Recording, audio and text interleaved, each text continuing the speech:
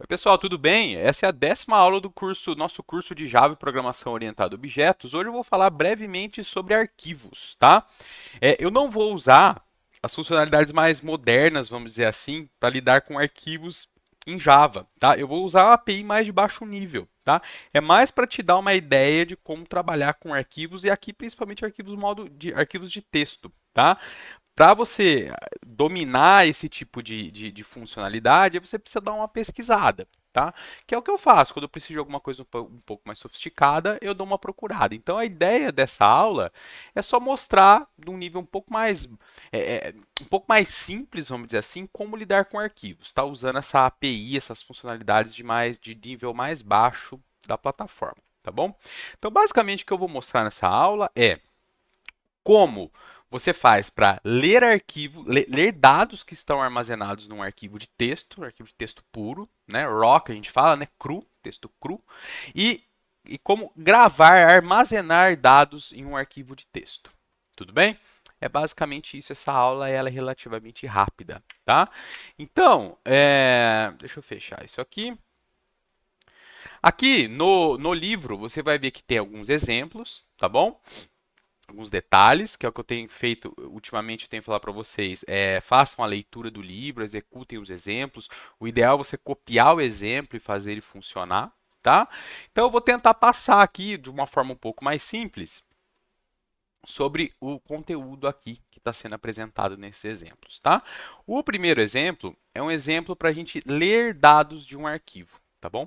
Então, eu tenho aqui já a minha classe exemplo, na minha pastinha aula 10, eu vou criar um arquivo aqui, vou chamar ele dados.txt, certo? Na mesma pasta, no mesmo diretório que está o meu exemplo.java. Porque eu vou executar, a execução desse meu arquivo exemplos.java, ele vai acontecer na mesma pasta, vamos dizer assim, do arquivo da pasta do arquivo dados.txt e a gente consegue ler ele diretamente. A gente não precisa colocar o caminho absoluto, a gente usa o caminho relativo a esse arquivo. Tá bom? Então, aqui nesse dados aqui, eu vou colocar algumas coisas, tá? Então, eu vou pôr meu nome, né? Vou pôr um número, vou pôr outro texto aqui e eu vou pôr um número aqui decimal. Como que eu faria para ler esses dados aqui, tá, pessoal? Poderia ter a quantidade de linhas que a gente quisesse. A primeira coisa que a gente vai fazer é criar um arquivo. Na verdade, eu não estou criando um arquivo aqui. Eu estou criando um objeto do tipo file e esse objeto do tipo file que vai referenciar um arquivo que está no sistema de arquivos do computador, do teu sistema operacional, na verdade. Tá? Esse arquivo ele pode existir ou não, tudo bem? Aqui no caso ele vai existir, porque a gente vai ler esse arquivo aqui dados.txt. Então como que eu faço? É new file e uma das opções dos construtores aqui, eu sei que a gente não falou ainda de orientação a objeto, né? Mas esse entre aspas, essa coisa que parece com um método que a gente chama, que a gente usa depois do operador new, é chamado de construtor. Uma das versões aqui recebe o caminho do arquivo que a gente quer referenciar. No caso aqui é o dados.txt. Tudo bem? Só que perceba, o file aqui está dando erro porque a gente precisa importar ele. Tá? O VS Code, se a extensão já estiver carregada aí no teu, na hora que você usa, ele já vai colocar o import lá para você. O import do arquivo da classe file está no java.io. As funcionalidades mais modernas para lidar com arquivos, elas estão no java.neo, new.io, tá certo? E tem toda uma série de pacotes aqui que auxiliam, que tem classes, né, que vão te auxiliar a lidar com arquivos. Mas como eu disse, eu vou trabalhar com a API mais antiga aqui, tá? Então, referenciei. A primeira coisa que eu vou fazer aqui, só para a gente ver se esse arquivo aqui está sendo referenciado, eu vou chamar esse método aqui que chama exists, estão vendo?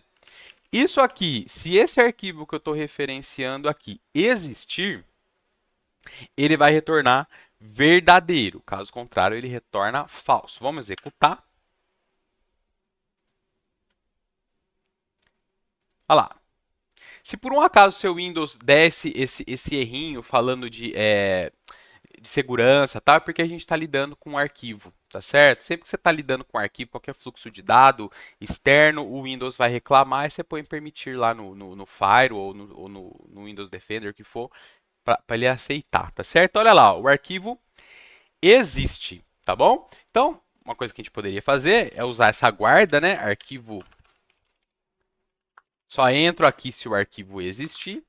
E agora, lembra do scanner que a gente usou, que a gente fazia assim, não fazia? Ó, new scanner, system in. Lembram disso? Usou várias vezes, né? Vocês usaram várias vezes no exercício. Ao invés de a gente fazer a entrada através do fluxo de entrada padrão, que é o system in, a gente vai fazer com que o scanner leia o arquivo. Tudo bem? Só que isso aqui pode lançar uma exceção, certo? Que é essa aqui, ó. Tá vendo aqui, ó? File not found exception. A gente já tem uma guarda aqui, verificando, um if aqui que eu quero dizer, né? Verificando se esse arquivo existe ou não. Então, só vai entrar aqui se o arquivo existir. Mas, mesmo assim, pode ser que no meio tempo da execução desse código aqui, esse arquivo passe a não existir. Então, se na hora que a gente tentar usar o scanner que está referenciando um arquivo que não existe mais, aí ele vai lançar a exceção. Certo? Ou mesmo se, se a gente não tivesse usado esse if aqui, tá? Algo assim, ó. Então, a gente precisa tratar isso aqui. Por quê?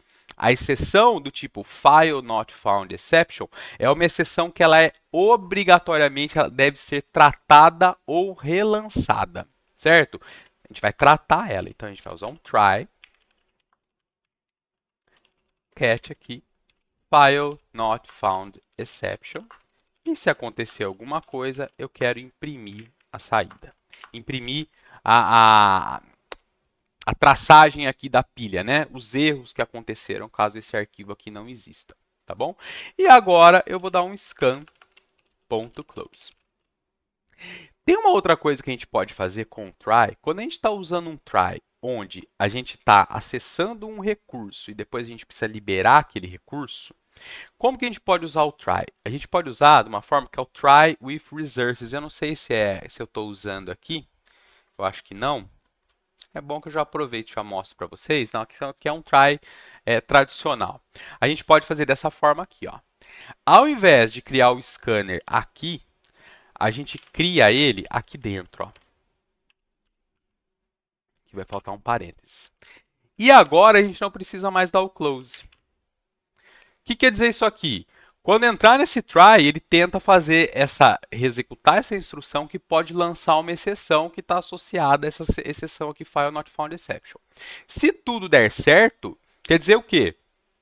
Você vai usar o scanner aqui dentro e na hora que terminar o bloco try, ele vai dar o close automático no scanner. Esse try que é chamado de try with resources. Tá? E você pode aqui ter várias instruções aqui dentro dos parênteses, tá? Você pode criar várias coisas, tá? Se você precisar de criar vários objetos que lançam exceção na hora que você está instanciando eles, né? Criando eles usando o construtor, dando o new e o construtor, você pode usar aqui dentro desses parênteses, tá? Mas para ficar igual ao que está no exemplo, eu vou fazer manualmente aqui assim, tá? Bem, a partir de agora que eu criei o scanner que está lendo aquele arquivo, eu uso o scanner como a gente estava usando. Lembra lá que a gente dava o scan.nextLine, scan.nextLine? Então, se eu fizer aqui scan.nextLine, qual que é a primeira linha do arquivo? O arquivo tem que estar salvo, tá salvo o arquivo. A primeira linha do arquivo, o conteúdo é Davi, né? Então, se eu rodar aqui, olha lá, ó, o conteúdo aqui. Se eu quiser mostrar todos os dados que estão no arquivo, o que eu poderia fazer? Enquanto o scanner, né, tem uma próxima next line, enquanto o scanner tiver uma próxima linha, ó, next line, eu vou imprimir o next line. Ou seja, esse while vai ficar executando enquanto o scanner tiver uma próxima linha para ler. E aqui eu consigo mostrar todo o conteúdo do arquivo. Deixa eu executar de novo. Aqui, ó. Davi está aqui em cima, ó. e o restante está aqui embaixo. Tudo bem? Então, com isso, eu consigo ler os dados de um arquivo. Aí é lógico, você pode, a partir dessa leitura, transformar a linha que você acabou de ler, converter ela no inteiro, converter num double e assim por diante. Tá certo? São os exemplos que estão aqui no livro. Tá? Aí, para fazer a escrita no arquivo, o que, que muda? Ah, quer ver? Vamos forçar um erro aqui do file not found exception. Eu vou tirar o S ali do dado, tá? Do dados.txt, tirei o S. Vou executar. Olha lá, ó. File not found exception. Aqui, ó. Então, aqui na saída, eu poderia colocar algo assim, ó. Arquivo não encontrado. Algo assim. Olha lá. Arquivo não encontrado. Tentou abrir o arquivo via o scanner, o arquivo não existe, vai falar file not found exception, porque não tem o dado.txt aqui na mesma pasta, né? Então, vai cair aqui na exceção, ao invés de imprimir a saída, o stack trace que a gente fala, né, a traçagem da pilha, da onde aconteceu o erro, eu simplesmente estou mostrando uma mensagem aqui. Outra coisa, pessoal, a gente poderia colocar o caminho absoluto também do arquivo. Tá? Então, por exemplo, esse arquivo ele pode estar no C2 ponto barra, sei lá, arquivos de programas, barra, alguma outra coisa, alguma outra coisa, alguma outra coisa. Aqui no Windows, a gente pode, inclusive, quando a gente está trabalhando com Java, você pode usar o separador de diretório aqui como a barra normal, que é o que a gente vê no Linux, que a gente vê na internet, quando a gente coloca o endereço na barra de endereços, né? Mas o separador de fato no Windows é a contrabarra, tá bom? Quando a gente põe um caminho de arquivo. Só que lembrando que contrabarra indica que o próximo caractere é um caractere que vai ser escapado, e não existe contrabarra razão. Então, para eu ter a contrabarra de fato, eu ponho duas contrabarras, tá certo? Mas você pode usar numa boa só a barra que vai funcionar, tá certo? Só que aí aqui, se eu rodar isso aqui, vai dar o arquivo não encontrado de novo, tá bom? E agora, se eu quiser o caminho relativo, basta colocar dessa forma. Ou então, você pode também colocar que você quer o diretório corrente, barra, né? Isso aqui é um dialeto bem... Dialeto não, é uma forma de escrever, né? Muito comum em sistemas Unix. E aqui no PowerShell do Windows também é assim que você referencia arquivos do diretório que você está no momento. Tá bom?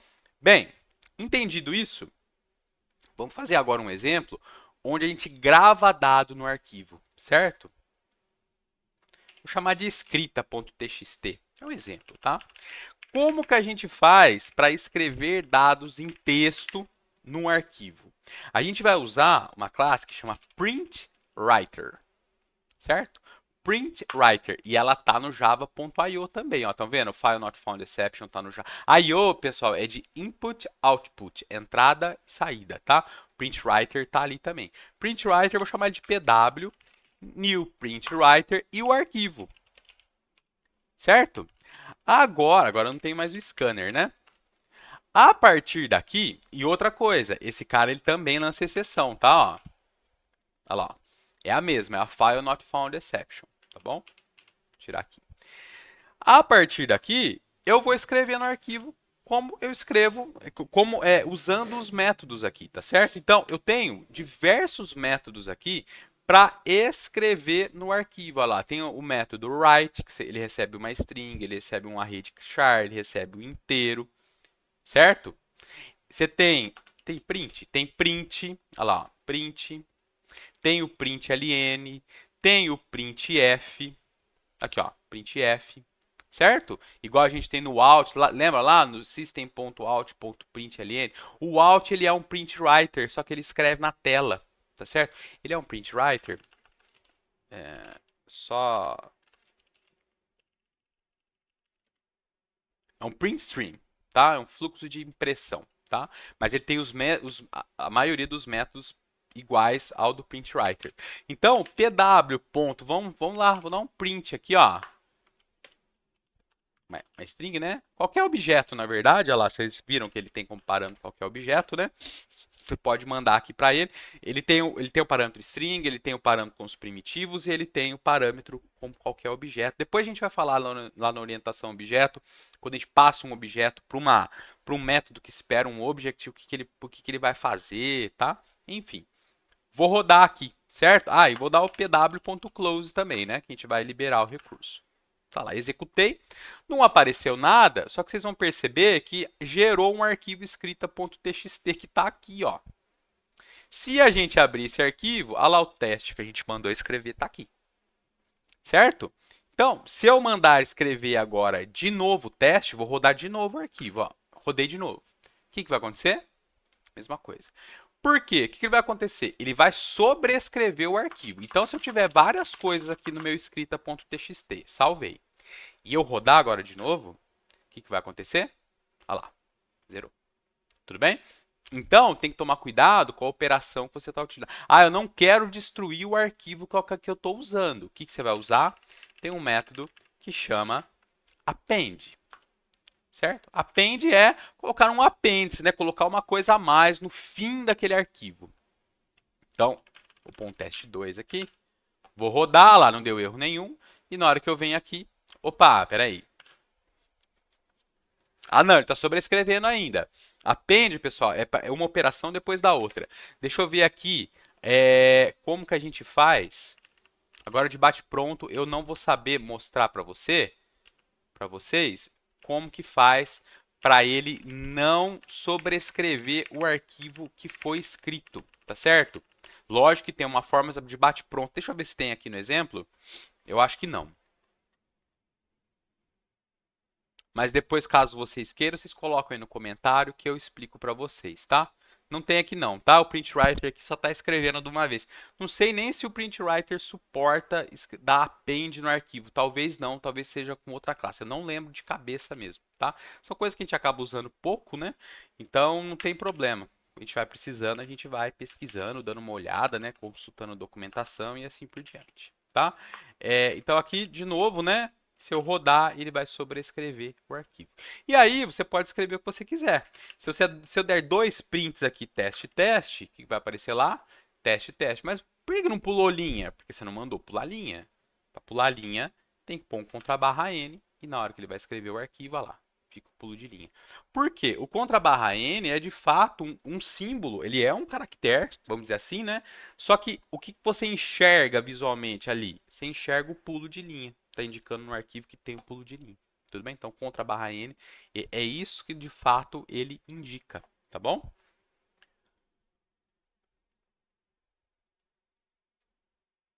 Eu acho que é isso. Deixa eu dar uma olhada aqui no exemplo se tem mais alguma coisa. Acredito que não. Aí vem os exercícios, certo? Que vai usar essa ideia. Você vai esse aqui no primeiro, você vai criar um arquivo que chama notas.txt, vai colocar um conteúdo nele, e aí o seu programa tem que abrir esse arquivo, ler todas essas notas e calcular a média aritmética aqui de todas essas notas. Como que você faz isso? Cria um scanner que vai usar aquele arquivo, enquanto tiver a próxima linha, você lê a linha, transforma aquele valor, converte aquele valor num double, guarda num double, soma numa variável de somatório, depois, dependendo de quantidade de notas que você conseguiu ler, você divide aquele valor total, você vai ter a média, né? Aqui o outro, fazer um gráfico de barras, olha lá, existe uma representação em gráfico de barras, em barras, né, aqui, né? Um gráfico de barras, olha lá. 5, 6, 7, 8, tudo inteiro, você vai mostrar isso aqui na tela. E o outro é para gerar vários arquivos, dependendo. Então lá, set, você vai gerar um arquivo tri1.txt que vai ter o conteúdo onde teria. Enfim, tem que dar uma lida aqui, eu não vou ler, não, vou deixar para vocês. Tudo bem? Essa então, pessoal, é a aula sobre arquivos. Lembra que eu falei que ia ser uma coisa bem rápida, tá? Então, essa foi a nossa aula sobre arquivos, tá bom? Qualquer dúvida que vocês tiverem, vocês coloquem aí no comentário, tá? Como eu disse, a gente só tá arranhando a superfície desse assunto, vamos dizer assim, tá bom? Coisa bem simples para vocês aprenderem pelo menos o básico de como abrir um arquivo para ler ou abrir um arquivo para escrever naquele arquivo de texto, inclusive, né? Nem arquivo binário, tá? Não é o objetivo dessa aula esgotar esse assunto. Tudo bem, gente? Então, essa aula foi uma aula bem curtinha, tem aí pouquinhos exercícios para vocês fazerem. Fechou? Valeu, obrigado, até mais.